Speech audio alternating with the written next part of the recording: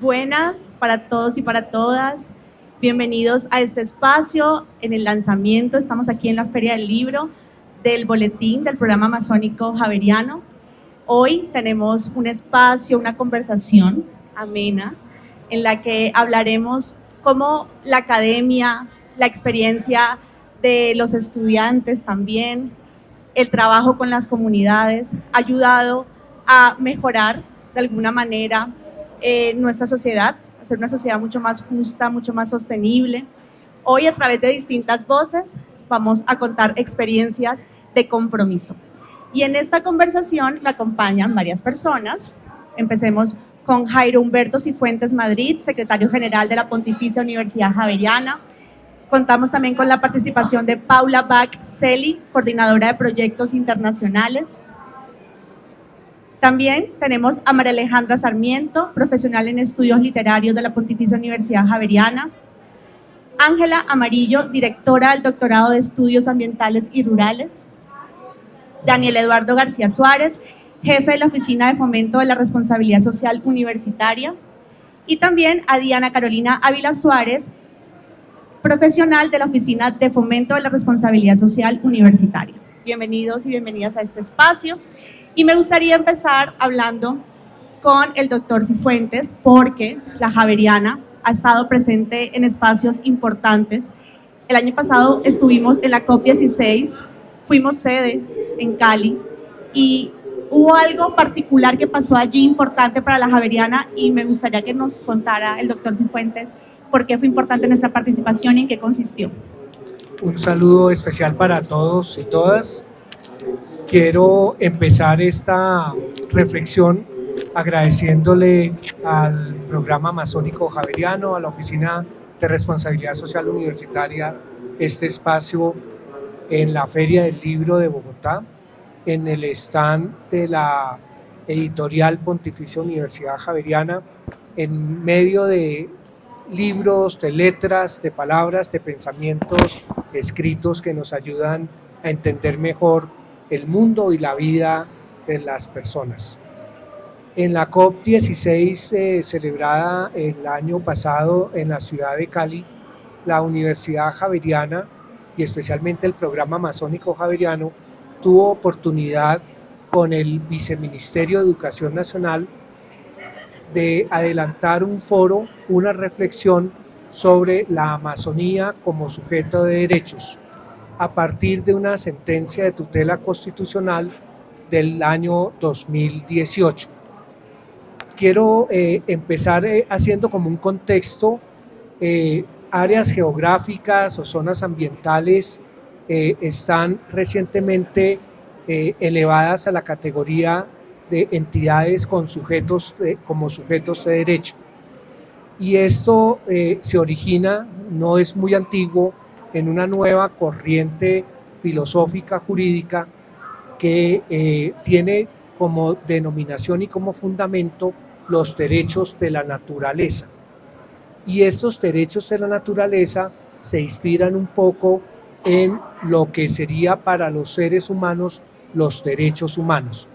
Entonces, así como las personas tienen derechos que llamamos derechos humanos, los ecosistemas, zonas geográficas, ríos, bosques, tienen también y se asimilan a que tienen unos derechos sobre los cuales se les considera sujetos y se orienta a su desarrollo y a su protección.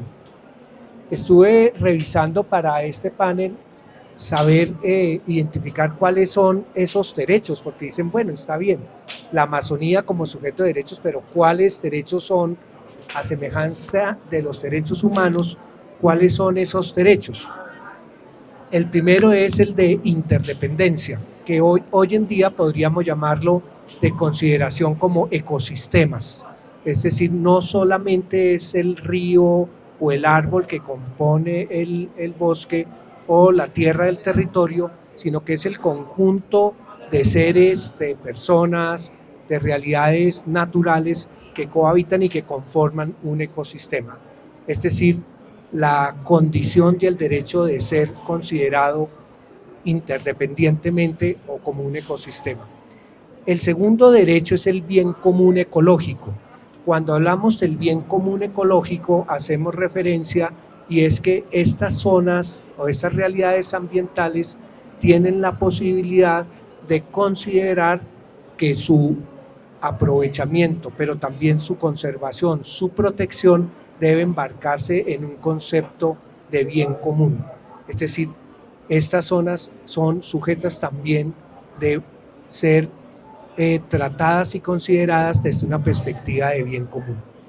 El tercero es el de la restauración y regeneración, es decir, en otras palabras, cuando hablamos de seres humanos hablamos de cuidado, cuando hablamos de ecosistemas como sujetos de derecho estamos hablando de cuidado, es decir, de su restauración o su regeneración. El cuarto derecho es el de la no instrumentalización de estos ecosistemas. Y por último, el de la participación y la gobernanza ecológica por las comunidades, por los seres vivos que habitan en estos sistemas. Pues bien, Colombia de unos años atrás, desde finalizando la primera década del presente siglo, empezó a identificar diferentes ecosistemas y asignándolos por vía judicial como sujetos de derecho. Algunos de ellos, el río Cauca, el río Atrato, que fue el primero, la Amazonía como un ecosistema, tenemos también el Parque Isla Salamanca y el Parque Nacional de los Nevados, para citar algunos de los ecosistemas que tienen hoy reconocimiento como sujeto de derechos. La sentencia de tutela constitucional establece y esto que estoy compartiendo con ustedes hace referencia a lo que se conversó en este foro.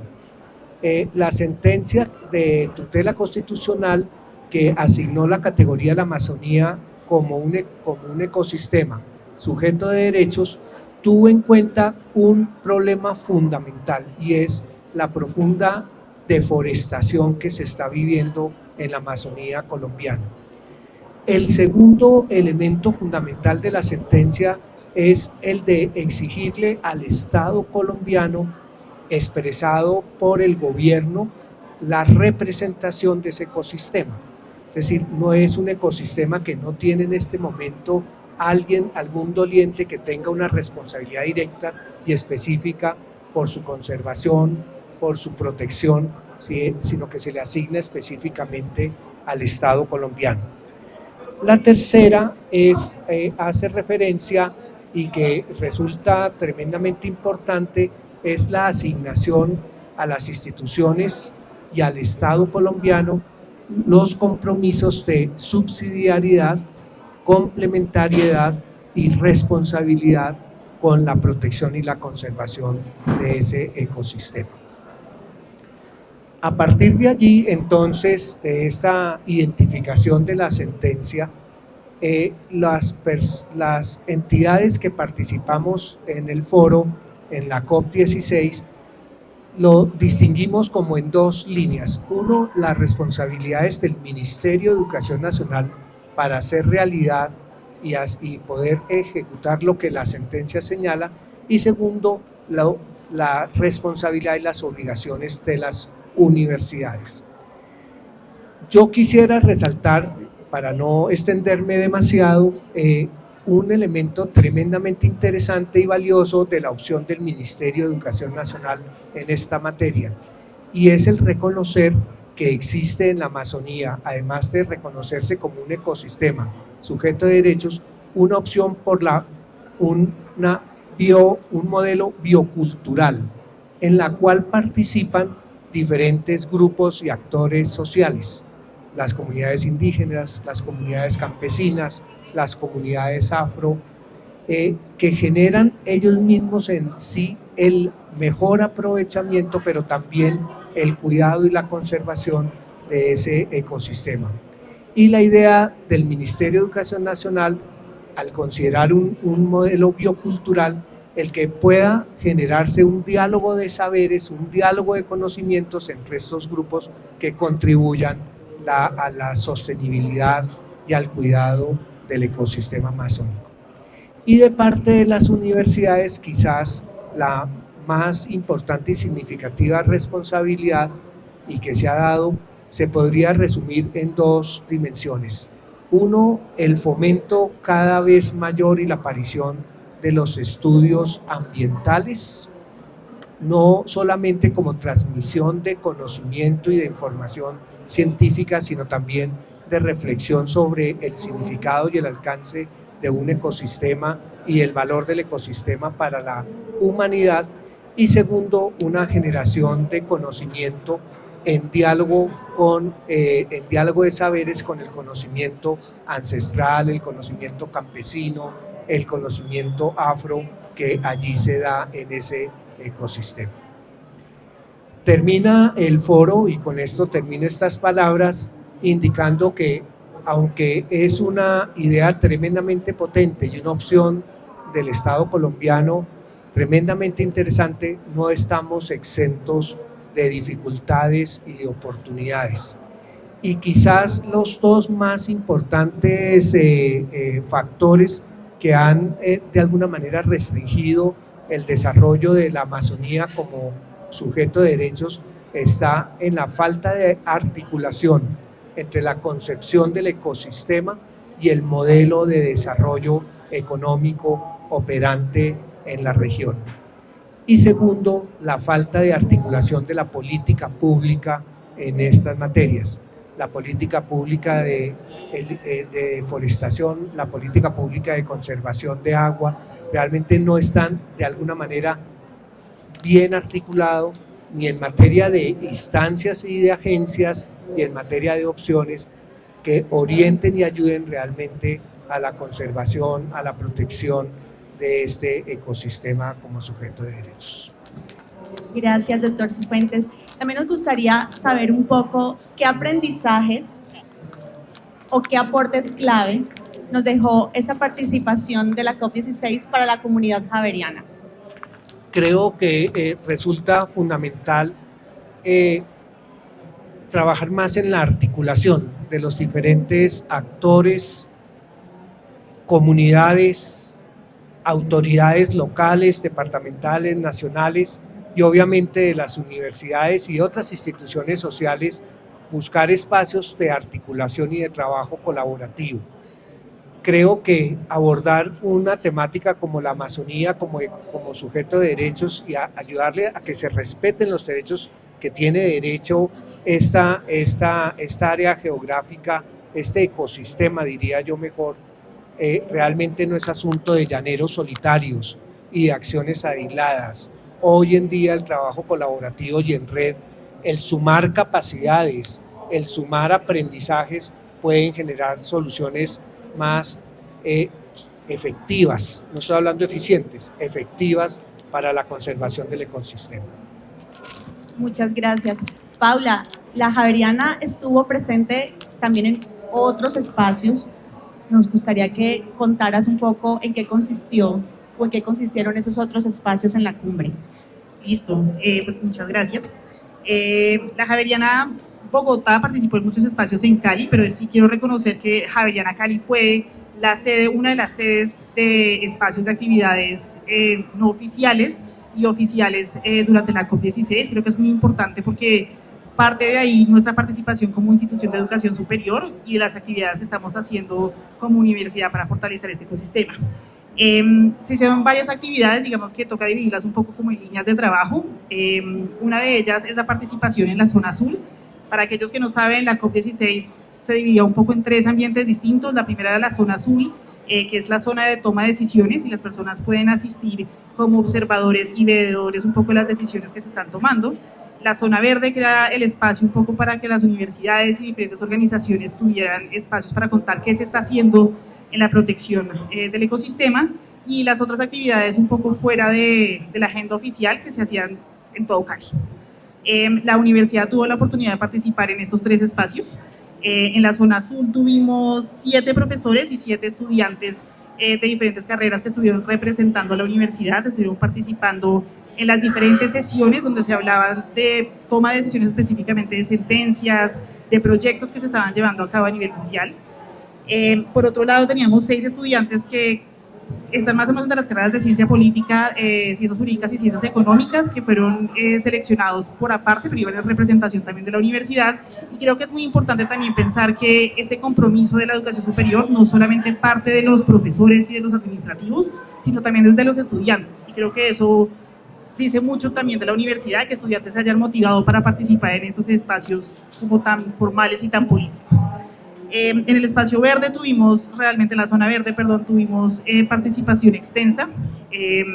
Estuvimos apoyando stands de diferentes universidades, profesores como Pablo Palacios de la Facultad de Estudios Ambientales y Rurales participó en diferentes proyectos, entonces dependiendo de la organización él estaba presentando un proyecto. La zona verde además estaba dividido por sectores también del país, entonces estaba el sector Pacífico, el sector Caribe, y fue muy interesante también ver esa dinámica de participación universitaria. De la mano de Javeriana Cali y de la Fundación Da Vivienda, hicimos una biohackathon donde muchos estudiantes tenían que participar para realizar un proyecto para solucionar una problemática en específico.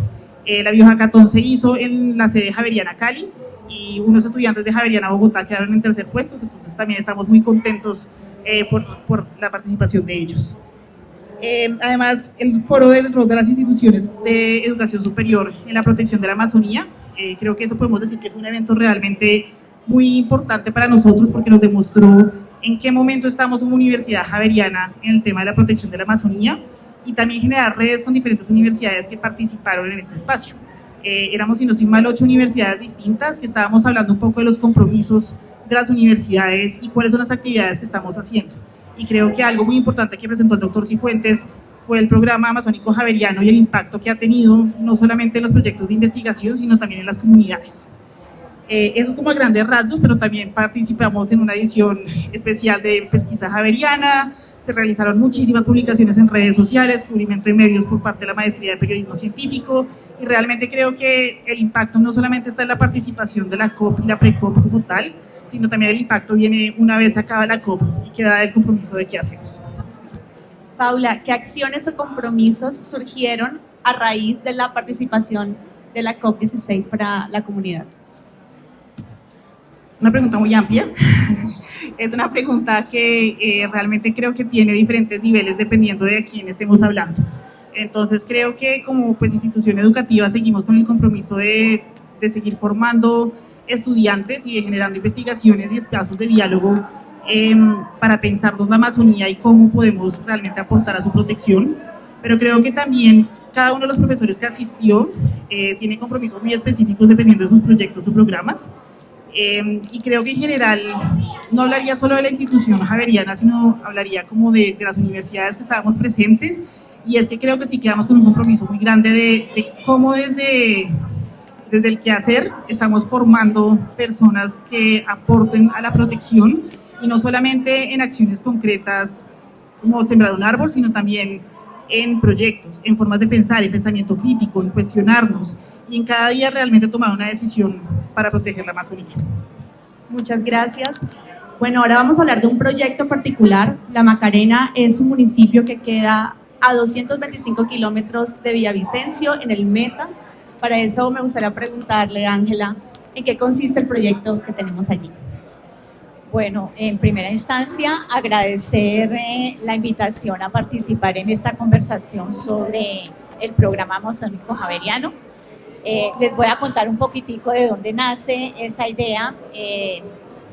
En la Facultad de Estudios Ambientales y Rurales tenemos un semillero dentro de los varios semilleros que hay que se llama Entomoceno, la era de los insectos. Es un semillero que tiene cerca de 15 años, en donde han participado estudiantes no solamente de la Facultad de Estudios Ambientales y Rurales, sino también de otros programas de la universidad como estudios literarios, biología, arquitectura. Y la idea de este proyecto en la Macarena, que es se resume o tiene como resultado final un conjunto de guías sobre insectos de la Macarena. En total son 3 guías de insectos, 2 cuadernos de actividades.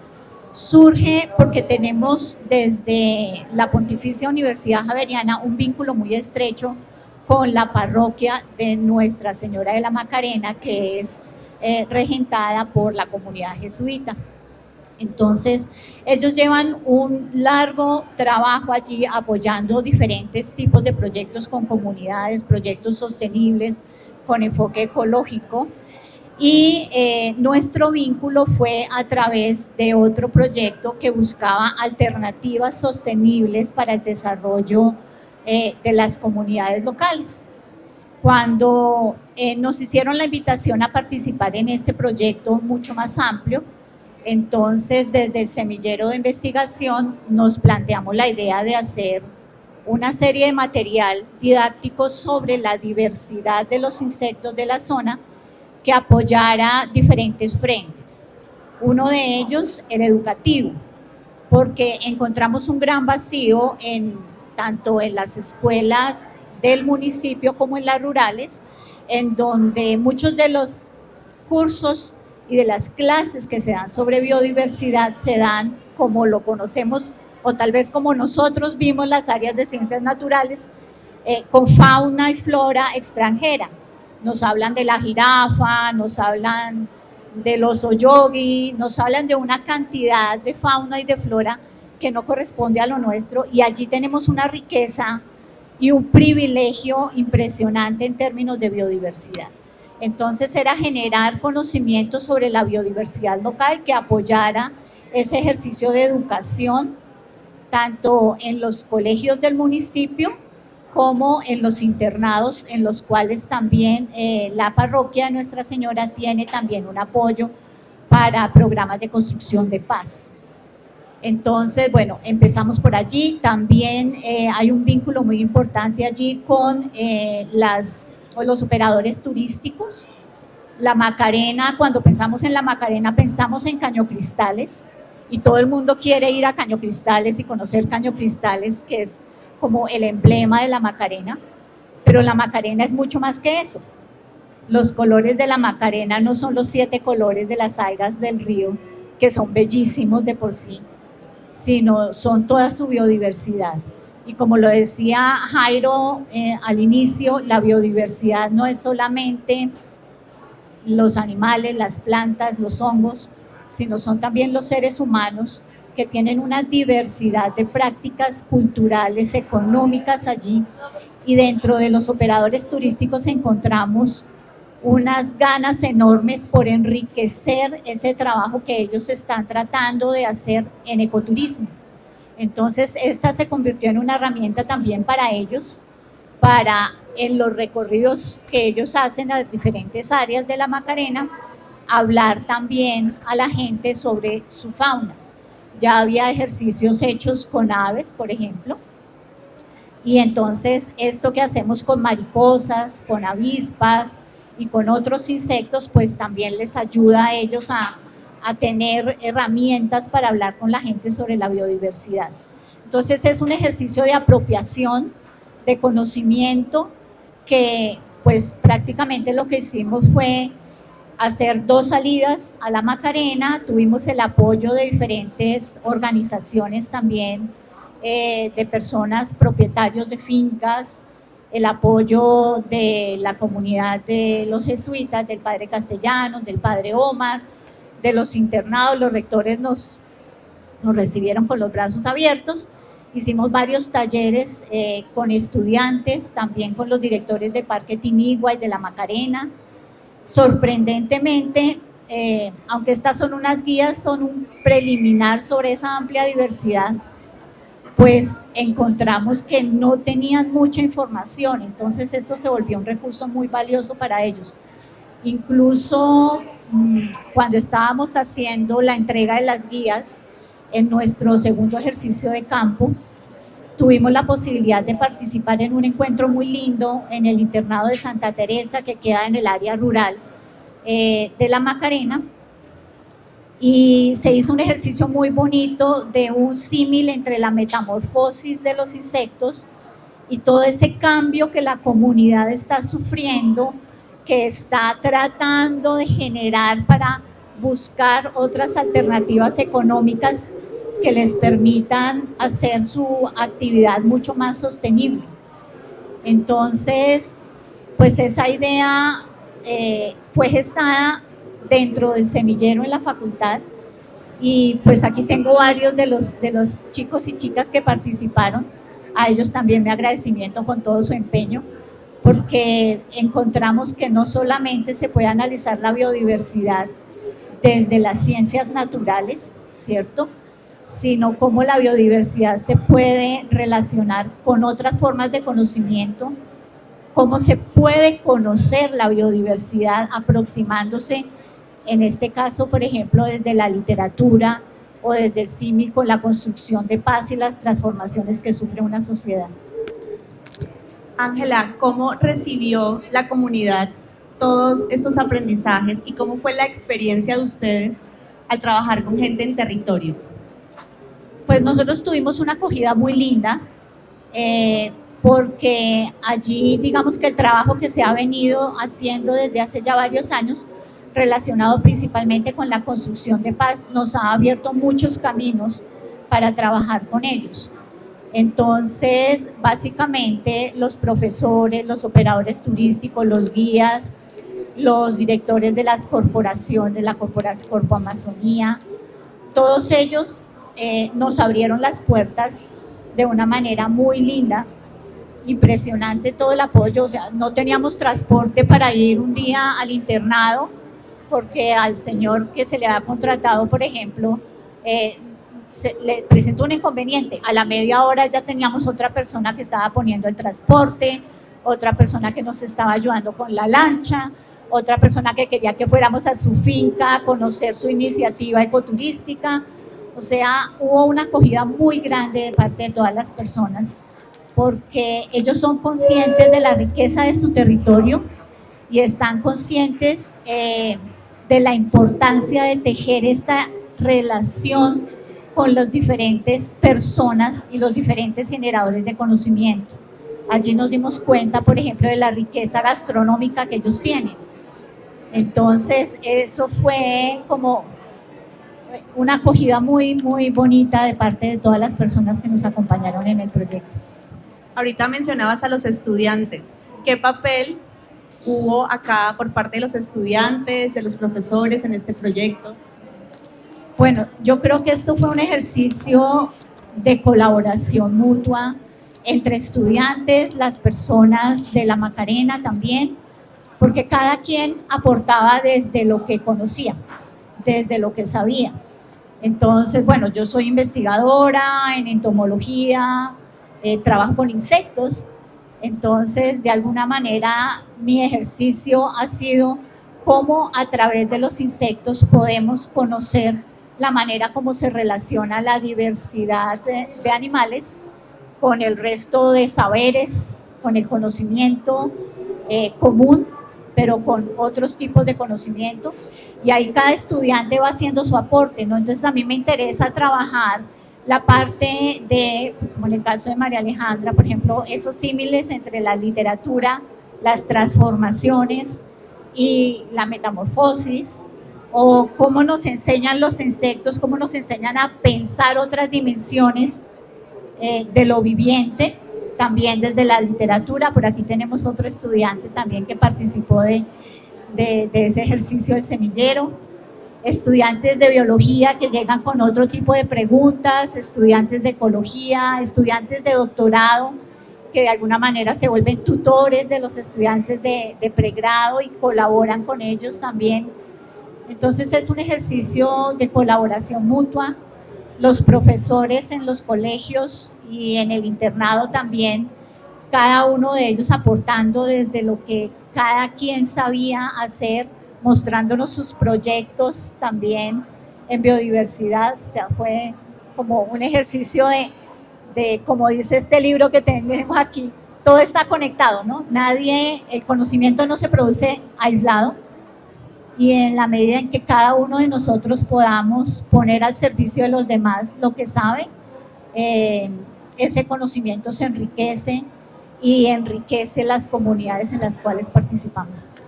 Gracias. En este conversatorio tenemos la oportunidad de contar con la participación de una estudiante, ella es María Alejandra. María Alejandra, para ti, ¿qué significó estar en este proyecto? Bueno, muchas gracias por la invitación.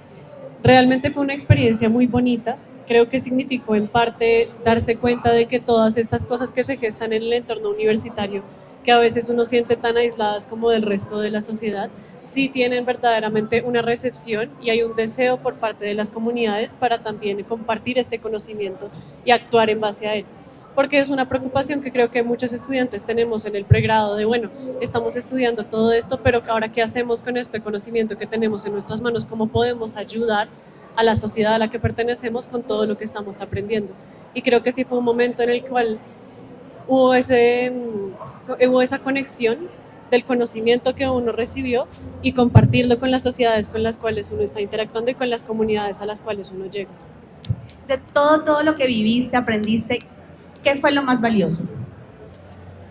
Creo que tal vez lo más bonito que sucedió, lo que más recuerdo con afecto, fue la colaboración precisamente con el internado Santa Teresa, porque allí realmente descubrimos que ha habido todo un ejercicio hermoso con respecto a la interacción con los ecosistemas y con la construcción de paz, con la reivindicación de memoria, con la reivindicación de la relación que se tiene con el medio ambiente, ver cómo los chicos estaban tan comprometidos con esta creación de una nueva conexión con esos seres que a lo mejor no apreciamos en nuestro día a día. Fue muy hermoso realmente ver cómo ellos respondían y querían también ser parte de ese cambio social que se estaba generando allí.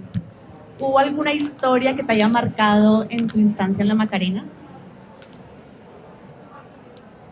Tal vez cuando estuvimos en la finca de uno de los señores que nos invitó a que conociéramos su proyecto ecoturístico, fue muy bonito porque él nos presentó, por un lado tenía un proyecto de producción de abejas, de producción de miel de abejas angelitas, y fue muy lindo como él nos invitó a su hogar porque pues esa era su casa. Y él dijo, no, yo quiero que ustedes conozcan esto, quiero presentarles con orgullo todo lo que estoy logrando. Y pues realmente sí fue un momento de admiración muy profunda por todo el trabajo que este señor estaba haciendo tanto en la comunidad como en su propia casa. María Alejandra, ¿qué le dirías a otros estudiantes que están pensando en participar en proyectos similares? Pues creo que es una experiencia que vale 100% la pena. Creo que es un proyecto que puede nutrirlos a ustedes también académicamente, por lo que es un proyecto colaborativo con otras áreas del conocimiento, como también los puede nutrir a ustedes en experiencia de vida, sencillamente porque trabajar con comunidades siempre va a ser algo que les va a dejar a ustedes recuerdos muy lindos y también les va a enseñar el potencial que tienen como personas para ayudar a construir una sociedad que está tratando de acercarse a una forma de interacción más amable, a una forma de interacción más integral entre todos los que compartimos este territorio. Muchas gracias, María Alejandra. Ya bueno, ahora le damos paso a Daniel. Daniel, ¿qué es eso de la bioeconomía y la Amazonía?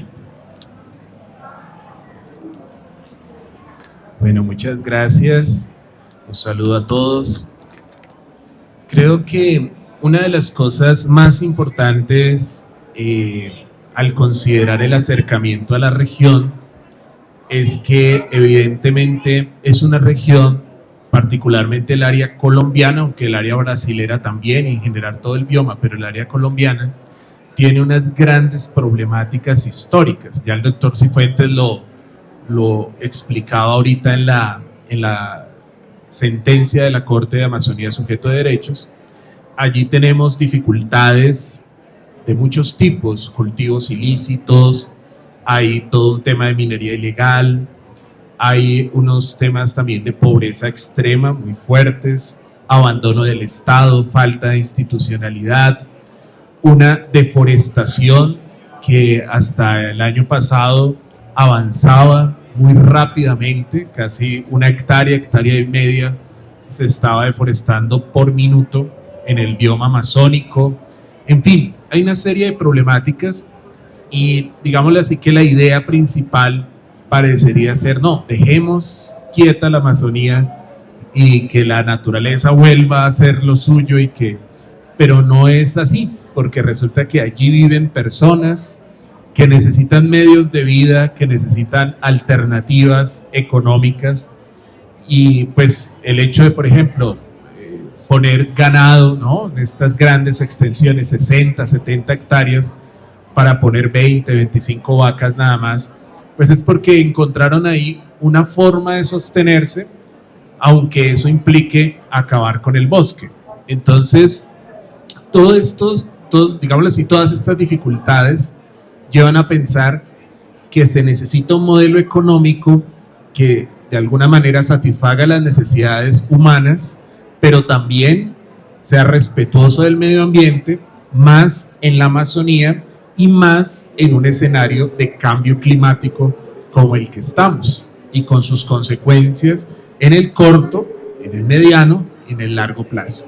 Entonces, en ese sentido, la bioeconomía se erige como un campo multiactor, porque esto no viene solo de la academia, no viene solo de la industria, no viene solo de las comunidades locales, sino como que son distintos actores que están allí mediando y que lo que hacen es una renuncia de alguna manera a toda esta economía basada en el plástico, basada en los combustibles fósiles, basada, digámoslo así, en esto que la revolución industrial trajo como consecuencia y que ayuda en un momento al crecimiento económico, pero con un gran detrimento del ecosistema, del bioma y en general del planeta. Entonces, la bioeconomía lo que busca es aprovechar los materiales biológicos y hacer que nada sea desecho, sino que todo pueda utilizarse, que todo pueda servir precisamente para tener, primero, una economía más sana, más saludable, pero segundo también para que nuestra huella sobre el planeta no sea una huella destructiva, una huella que acabe con los recursos, que además, valga decirlo, no son recursos ilimitados, ¿sí? Sino que el planeta sí tiene una fecha de caducidad si no hacemos nada por cuidar. Entonces, la bioeconomía tiene varios campos que tienen que ver, por ejemplo, con la forma de generar energía. Entonces se habla hoy, por ejemplo, de biorefinerías, todo este tema de energías limpias, ¿no?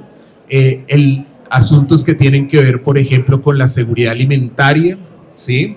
Hoy, por ejemplo, hay investigaciones, Javeriana tiene investigaciones sobre biopesticidas, entonces es evitar este recurso a los químicos que tanto daño le hacen a la tierra a nivel orgánico, y cómo generar otras plantas que ayudan al control de plagas, y hay investigaciones en torno a esto. Plantas y flores también que ayudan en temas de nutrición, pero en temas también de cosmética, en temas de salud, inclusive de salud oral. Entonces es una gama muy, muy amplia que se está abriendo en el mundo. Se estima que para el año 2024 la inversión en los temas de bioeconomía ascendía a los $8.000 millones en el mundo entero. Es algo que se está, digámoslo así, apoyando, y particularmente, y esto aparece en el número del boletín que se escribió sobre bioeconomía, pues hay un interés de organismos multilaterales en todo esto de la bioeconomía, particularmente en la Amazonía. Yo tuve la oportunidad de estar hace un mes en la Comisión Europea sobre bioeconomía y seguridad alimentaria, hablando pues con el jefe de esta comisión, y al presentarle el programa amazónico javeriano lo veía como algo estratégico, como algo muy interesante, porque como decía, esto es multiactor. Entonces las universidades juegan un papel, un rol fundamental, ya que la bioeconomía se basa en la aplicación intensiva del conocimiento para generar nuevas soluciones amigables con el medio ambiente y también con las comunidades. Entonces, lo que son los centros de investigación y las universidades son claves en este campo. Y actualmente, la Javeriana, en unión con digámoslo así, distintas unidades que estamos trabajando en la universidad, el programa amazónico javeriano, la Vicerrectoría de Extensión, la Vicerrectoría de Investigación, estamos trabajando con el Instituto Interamericano de Agricultura de la Organización de Estados Americanos, la OEA. Estamos trabajando en distintas posibles, digámoslo así, proyectos e iniciativas para desarrollar proyectos de bioeconomía en la Amazonía. Entonces, aquí ya llevamos un trabajo casi de 6 meses, donde nos venimos reuniendo, donde venimos haciendo una gestión muy importante, y lo que queremos básicamente es que estos proyectos beneficien las comunidades que viven allá. O sea, no que se vea como desde nuestra perspectiva, muy centralista, muy de ciudad, sino que siempre trabajemos de la mano de las comunidades en este diálogo de saberes que hemos tratado de desarrollar desde que el programa Amazónico Javeriano existe. Muchas gracias, Daniel. Bueno, el programa Amazónico Javeriano cumple este año 10 años, estamos de cumpleaños. Así que, Diana, nos gustaría que nos contaras cómo ha sido la evolución en esta década y cuáles han sido los momentos más significativos. Bueno, así es, Melissa, este año estamos de cumpleaños, cumplimos 10 años y esta es una iniciativa que precisamente para la universidad es importante y nace precisamente del reconocimiento y del apoyo de esos estudios interdisciplinarios y de esa importancia que se le da también a una encíclica que para nosotros es muy importante y es la encíclica Laudato Si del padre, pues del Papa Francisco, del Papa Francisco. Y a partir de eso, pues la universidad empezó a trabajar en conocer qué era precisamente eso de ecología integral, qué era eso de cuidado de la casa común, y se une también con una apuesta de la comunidad jesuita en la Amazonía, precisamente para llevar conocimiento a la región amazónica. A partir de eso nace precisamente esa iniciativa del programa Amazónico Javeriano, que en un principio pues empezó, si bien como pensándolo en que podía ser algo más de pastoral, pero al estar en una universidad, pues esto tiene una riqueza altísima de conocimiento y la academia está ahí precisamente para apoyar y para generar a todas estas comunidades. A partir de eso, y pues nace esta iniciativa que curiosamente ha estado todo el tiempo aquí en la Oficina de Responsabilidad Social Universitaria, y tenemos un comité asesor del programa amazónico. Este comité asesor empezó de una manera muy interdisciplinaria con profesores de ciencias sociales, de la Facultad de Estudios Ambientales y Rurales, a ver cuál era la apuesta precisamente de la universidad por el territorio. Y a partir de eso entonces se nacen como unos principios del programa, lo cual hace que sea un poco distinto al acercamiento que pueda tener cualquier otra universidad al territorio. Entonces, para el programa Amazónico Javeriano es completamente claro que el tema de la transdisciplinaridad es algo que se tiene que manejar. Nosotros no llevamos conocimiento al territorio y lo dejamos ahí, sino al contrario, co-construimos a partir de las comunidades, y creo que un ejemplo es precisamente la cartilla de artrópodos que se ha dejado en la Macarena, cómo esa iniciativa a partir de las necesidades de la comunidad, del conocimiento que tiene la universidad, se puede generar precisamente un acercamiento a las regiones. Nace también a partir precisamente de un cuidado por ese medio ambiente y por esos recursos que tenemos, y el reconocimiento precisamente del territorio, que generalmente cuando uno habla de la Amazonía, pues piensa uno solamente en el departamento del Amazonas. Entonces, a partir solamente de la identificación de que nuestra Amazonía colombiana es mucho más allá que el departamento de la Amazonía, sino que al contrario comprende 9 departamentos, pues esto tiene un auge completamente distinto en la universidad. Cuando se hizo el primer análisis de cuántos proyectos y trabajos teníamos hace 10 años, salieron que teníamos cerca de 365 proyectos en su momento trabajándose en la Amazonía colombiana.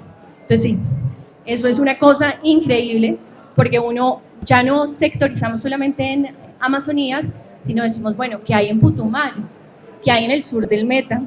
¿Qué hay en la parte de Nariño, que hace parte precisamente de nuestra Amazonía? Y empezamos a ver que no solamente hay investigaciones de pregrado y posgrado, sino también hay trabajos de grado, hay acercamientos de profesores muy particulares, y hay algo interesante también, y es que hay una confianza y un acercamiento de muchísimo tiempo con la región.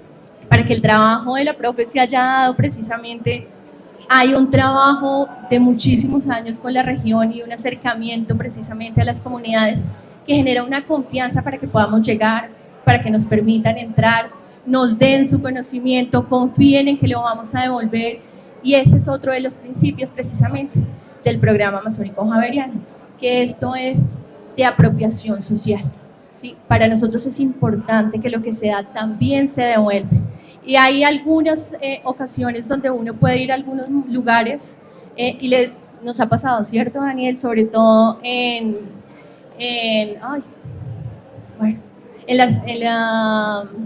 se me olvidó.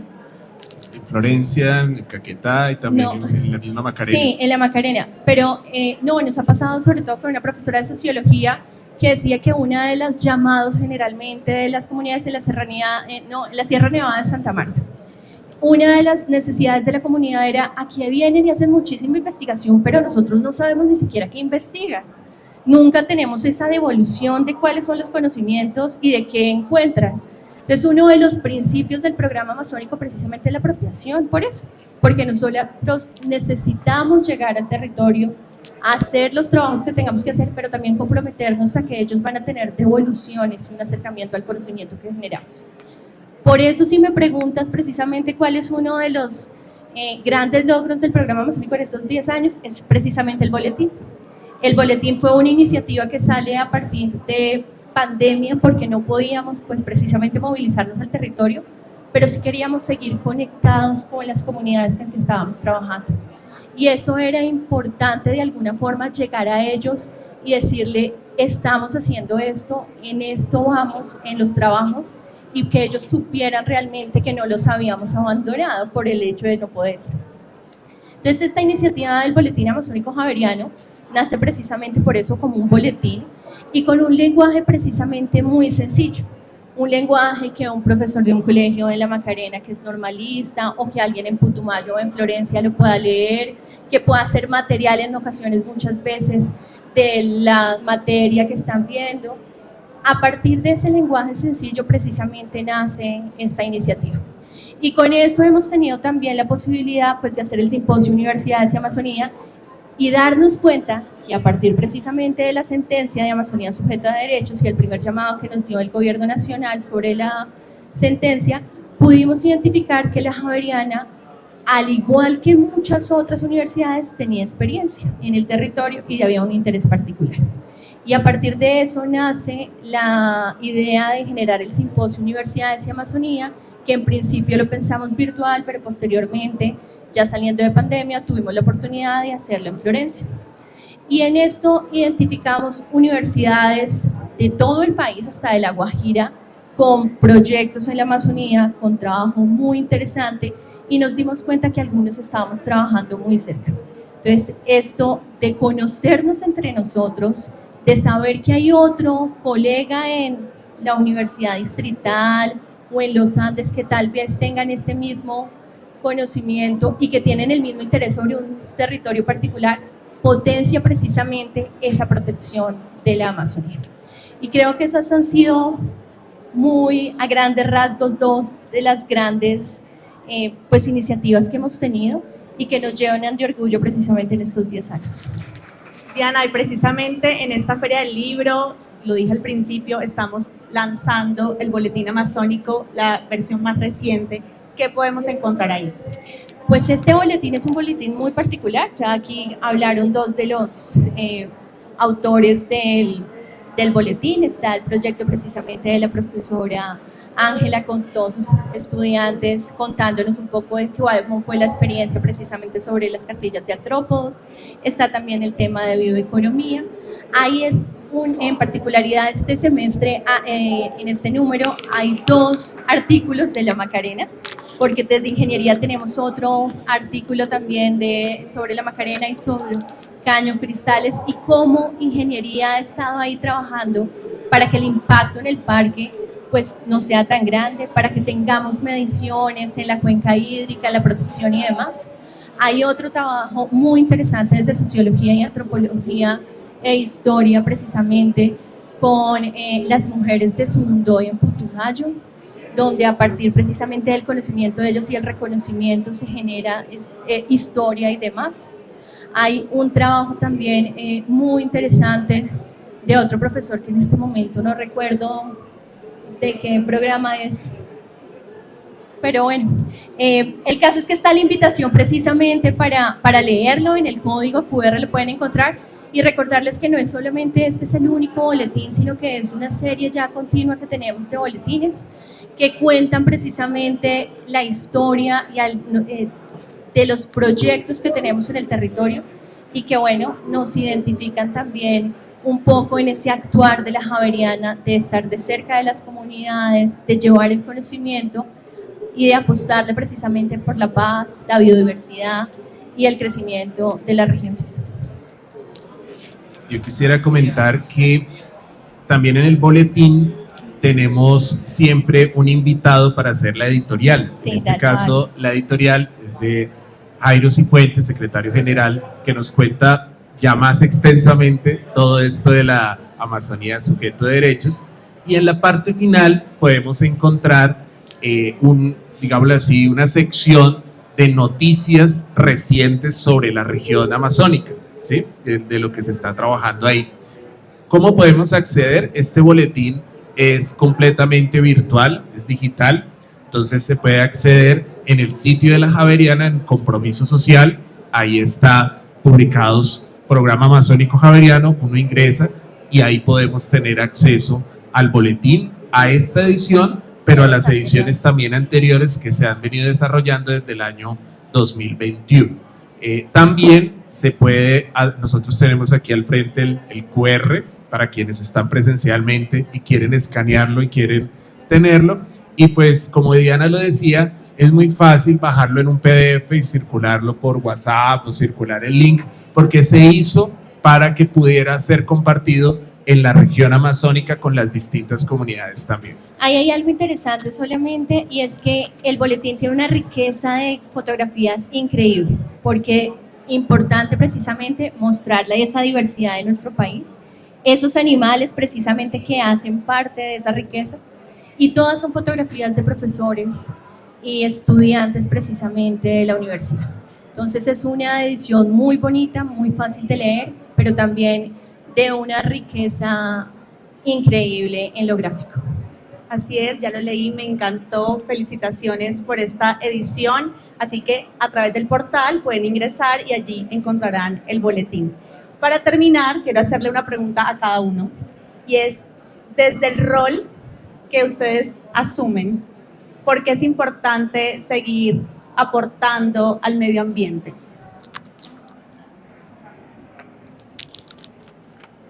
Tengo el privilegio de haber sido delegado por el Vaticano, por el Papa Francisco, como promotor del Pacto Educativo Global en dos dimensiones especiales del Pacto Educativo Global, que es la ecología integral y la tecnología ética.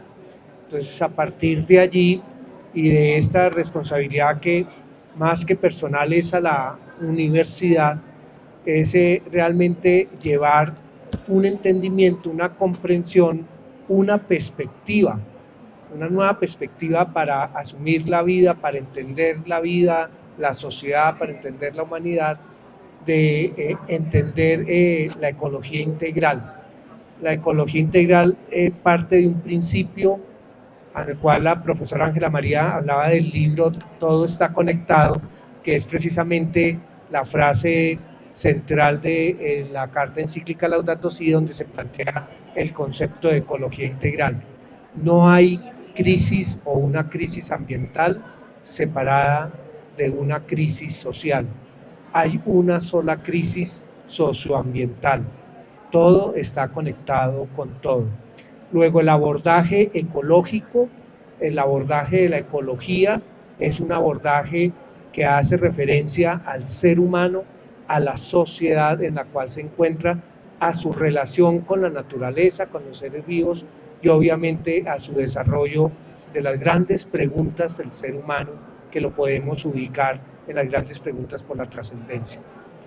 Luego, la ecología integral es una perspectiva que nos ayuda a entender de modo diferente la cultura individualista, la cultura de descarte, el paradigma tecnocrático eficientista en el cual está la humanidad inmersa, y se hace una propuesta de un nuevo modelo cultural que hemos llamado de un nuevo humanismo, superando todas estas concepciones del antropoceno, de un nuevo humanismo con un hondo sentido de solidaridad, de equidad, de preocupación por el otro y por la casa y por el cuidado de la casa común. creo que es un mensaje tremendamente poderoso que nos da esperanza de tener un mundo mejor, de legarle a las nuevas generaciones un mundo, una sociedad, unas posibilidades de vida plena y de bienestar. ¿Cómo decir no a ese compromiso?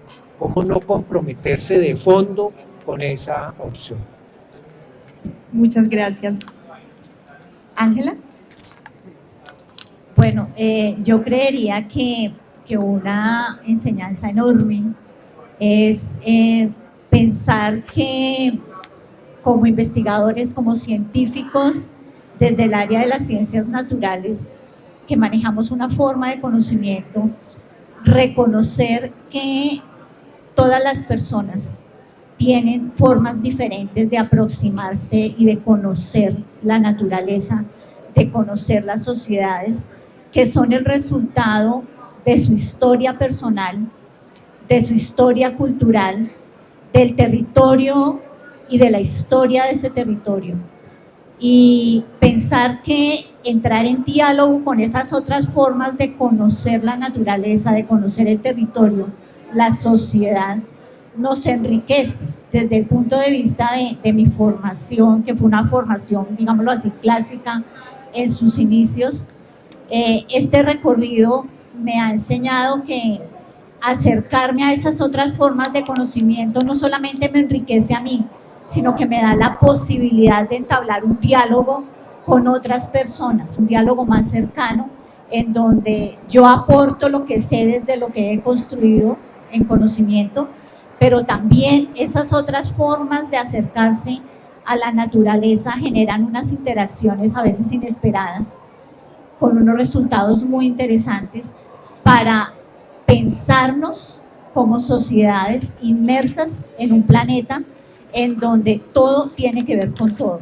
Lo que hacemos aquí tiene que ver con lo que pasa en la Amazonía, lo que pasa en la Amazonía tiene que ver con lo que hacemos acá, y creo que hacer evidentes esas conexiones nos hacen muy fuertes en términos de generar soluciones que no vengan solamente desde un área de conocimiento, que no vengan solamente desde los científicos o desde los antropólogos o desde los artistas, sino que cada quien desde lo que hace y desde el sitio en el que está puede generar esas conexiones para pensar en un mundo mejor.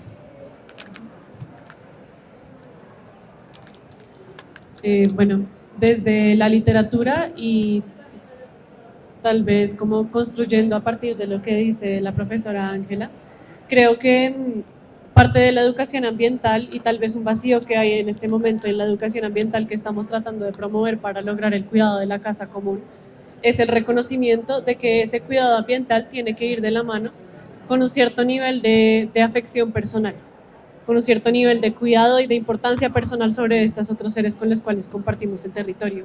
Y creo que desde la literatura tenemos la oportunidad de abarcar ese espacio y de crear a partir de la poesía, de la narrativa, de todo tipo de actos literarios y artísticos, esa conexión de nosotros los seres humanos con todos esos otros animales y territorios de los cuales a veces nos vemos tan desconectados y hacia los cuales incluso a veces se genera desprecio y asco. Creo que tenemos la oportunidad de construir desde el arte un puente de afección, de afecto que nos permita abarcar todos esos seres que han quedado tal vez un poco desplazados de nuestro marco de referencia de lo que nos debe, de lo que no nos debe importar y por lo tanto de lo que deberíamos cuidar y preservar. Yo creo que esto tiene que conectarnos con nuestras pasiones personales, como aquello que más disfrutamos. ¿Quién no disfruta caminar en medio de la naturaleza? ¿Quién no disfruta relajarse al lado de un río? ¿Quién no disfruta comer un fruto fresco, respirar aire limpio? Y todo eso está en peligro.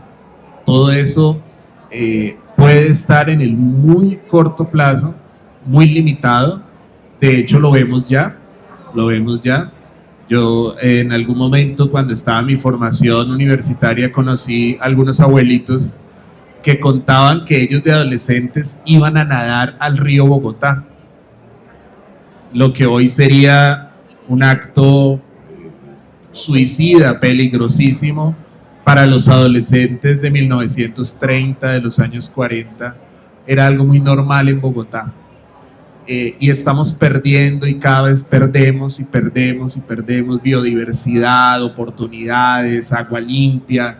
Acabamos de salir de un racionamiento en Bogotá de agua y teniendo fuentes hídricas que nacen aquí y que en menos de 1 o 2 kilómetros ya están contaminados, el río Tonjuelito, el río Fucha, el mismo río Bogotá, que fácilmente podrían proveernos del recurso hídrico a todos. Entonces yo creo que esto hay que pensarlo desde la academia, obviamente, y ese es el esfuerzo que hacemos, pero también desde lo vital, desde nosotros. Es un acto de supervivencia. Si no cuidamos nuestra casa, y el Papa Francisco le decía muy bonito, nuestra casa común, vamos a perdernos nosotros de lo elemental para la vida, de lo elemental para tener una vida digna, una vida equilibrada, un buen vivir, lo que se llamaría hoy un buen vivir.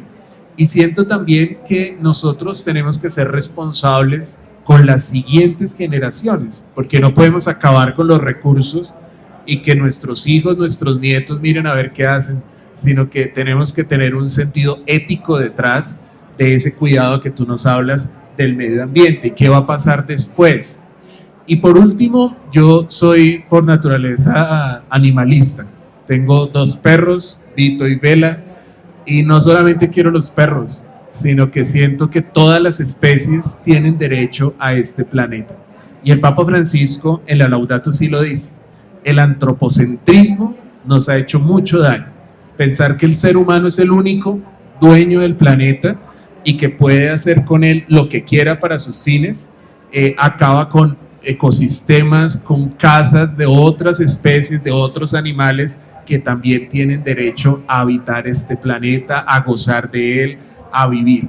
Nada más hace muy poco estaban sacrificando unos felinos acá en Colombia porque se metían a las fincas a comerse las gallinas, a comerse el ganado, pero no se dice que nosotros ampliamos la frontera y estamos invadiendo su territorio.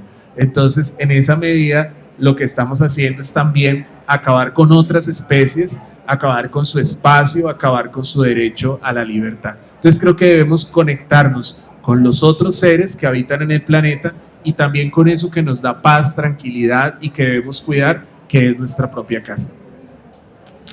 Bueno, yo creo que mi respuesta tiene como 3 niveles distintos.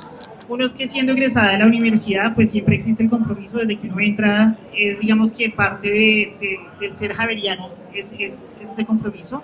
La segunda es la disciplina y la práctica que hice antes de trabajar en la universidad. Y por último es, ya desde la coordinación de proyectos internacionales, pues es algo que siempre hemos estado hablando con el vicerrector, y es que desde este tipo de prácticas y pensamiento tiene que partir la concepción de los proyectos y las relaciones que estamos haciendo con el exterior. Para nosotros es muy importante pensar que cualquier proyecto que se está haciendo, sea de formación, de investigación, de consultoría, sea una acción sin daño, y eso implica también tener en cuenta precisamente el medio ambiente y la biodiversidad con la que vivimos. Entonces creo que el compromiso no solamente mío, sino de la vicerrectoría también, como lo mencionaba el doctor Cifuentes, es algo institucional, y es precisamente estar pensando que esa es la meta y es un poco el horizonte con el que estamos trabajando para pensarnos en proyectos. Bueno, yo lo diría también como en 2 frentes. El primero el personal y el otro el profesional. Creo que en el personal en ocasiones se nos olvida que podemos hacer muchísimas cosas que pueden estar a nuestro alcance, pero no lo hacemos.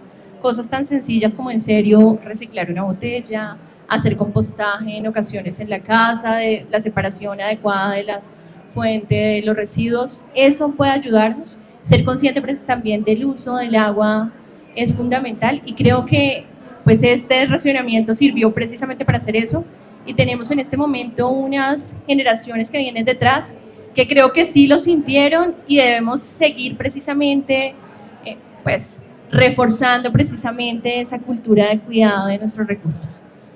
A nivel profesional, bueno, creo que es una oportunidad muy importante y maravillosa también del poder divulgar todo lo que hace la universidad, de que otros conozcan que sí es posible hacer las cosas, de que no solamente se queda por allá en la universidad los conocimientos, sino que los podemos llevar también a donde lo necesitan y que hay comunidades y personas que lo pueden apreciar y les puede servir precisamente para su desarrollo económico, para el desarrollo cultural y demás. Creo que eso es muy importante, dejar también descentralizar un poco el conocimiento en Bogotá y saber que en las regiones hay quien lo pueda apreciar y que podemos construir con ellos. Muchas gracias a las personas que llegaron hasta acá, a las personas que nos están viendo en la transmisión en vivo en estos momentos, y gracias a ustedes por aceptar la invitación a este conversatorio. Fue un honor para mí escucharles y comprobar que la universidad también se vive en el territorio. Muchas gracias. A ti, muchas gracias por acompañarnos.